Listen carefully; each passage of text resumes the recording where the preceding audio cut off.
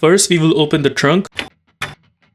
From the edge of the taillight, there are two 10mm screws. Here I'm using a gun with a 10mm socket to take those screws out. You can use a round head ratchet with a 10mm socket if you want. Once both the screws are taken out, we push the taillight from the front, and using a plastic trim remover tool like this, we will push the edge of the taillight until it completely comes out.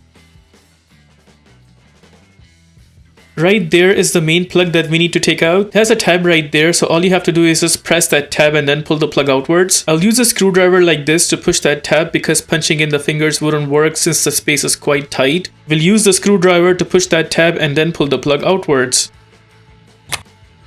There's the plug taken out, and with that we are done taking out the taillight completely. Now suppose you have a new taillight and you want to install it back. Here's the main plug, and we will make sure this plug goes in that spot right there. We will have to press the plug to a point until we hear a clicking sound. And I'll be using a screwdriver to push the tab in order to push the plug inside, otherwise you will have a little difficult time punching it in. There we got the plug installed. Now notice this taillight has one pointer right there and one pointer right here. So these two pointers are supposed to go one hole right there and the other hole right here. We'll carefully put back the taillight by keeping in mind those two pointers with their spots, and once we got them in place, we will push the taillight from the front. Also push the taillight from the edges so that the pointers are installed firm and strong. Now we will go ahead and punch in both the screws.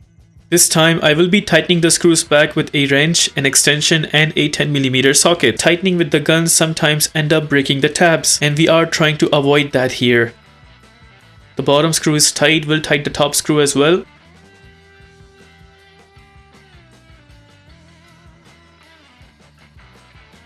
With that, we are done with our replacement process. If this video helps you in any way, please consider liking this video and subscribing to our channel. Here are the list of tools used for this takeout.